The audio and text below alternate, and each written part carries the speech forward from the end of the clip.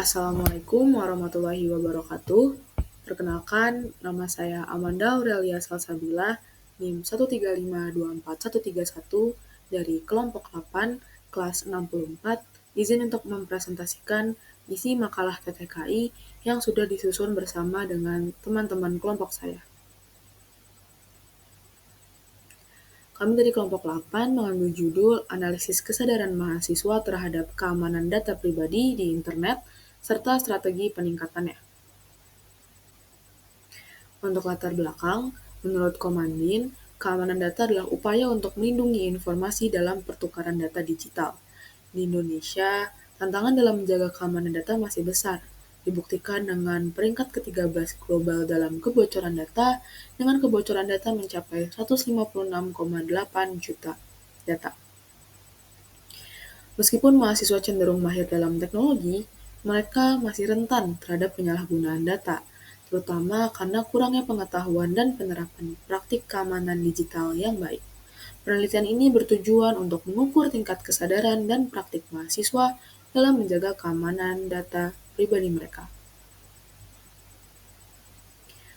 Rumusan masalah terbagi menjadi 3. Yang pertama adalah bagaimana tingkat kesadaran mahasiswa terhadap keamanan data pribadi di internet.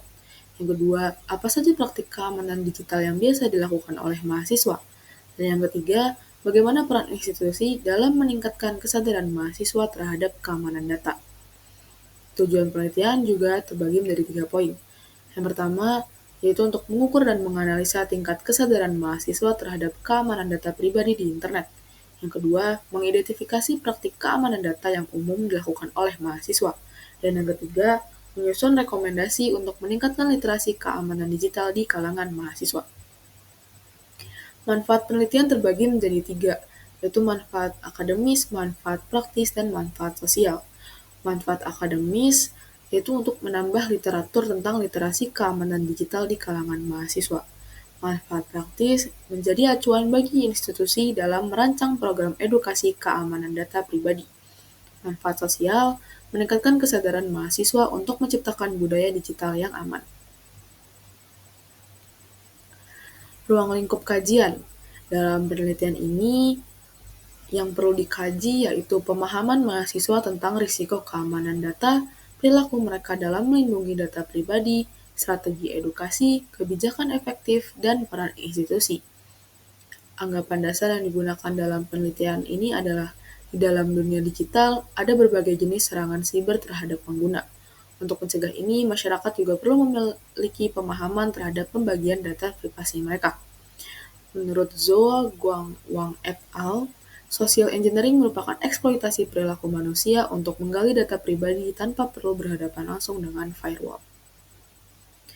Metode pengumpulan data yang digunakan dalam penelitian ini adalah metode kuantitatif dengan membagikan kuesioner digital kepada 35 mahasiswa aktif. Untuk pertanyaan yang digunakan adalah pilihan ganda dan pertanyaan terbuka. Selain itu, penelitian ini juga menggunakan studi literatur.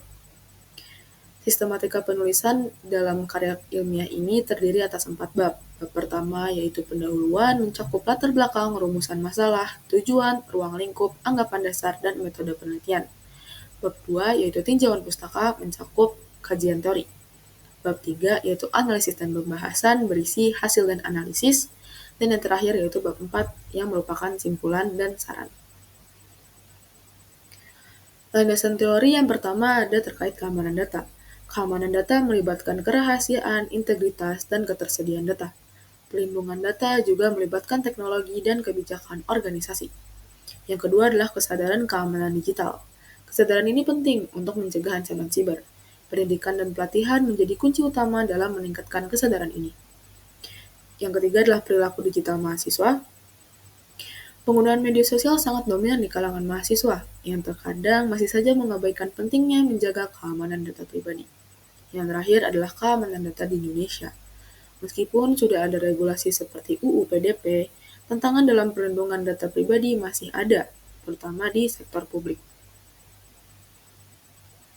Hasil yang didapat dari penelitian ini yaitu mayoritas mahasiswa memahami risiko ancaman terhadap data pribadi, namun mereka masih belum konsisten dalam menerapkan langkah keamanan.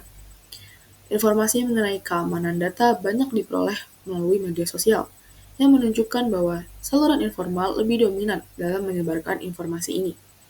Sebagian besar mahasiswa merasa bahwa institusi belum cukup memberikan edukasi tentang pentingnya keamanan data pribadi. Selain itu, mayoritas responden setuju jika institusi mewajibkan pelatihan keamanan data pribadi. Temuan ini mengindikasikan bahwa meskipun mahasiswa menyadari pentingnya perlindungan data, dukungan edukasi dari institusi masih kurang optimal. Institusi perlu memperkuat peranannya dalam memberikan pelatihan yang lebih efektif supaya mahasiswa dapat mengaplikasikannya dalam kehidupan sehari-hari. Berikut ini disajikan beberapa gambar atau grafik yang mendukung hasil dan pembahasan. Untuk selengkapnya tertera di makalah.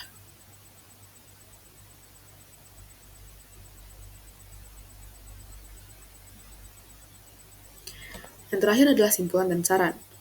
Kesimpulan yang dapat diambil dari penelitian ini yaitu mayoritas mahasiswa memahami pentingnya keamanan data pribadi, namun mereka masih belum konsisten dalam menerapkannya.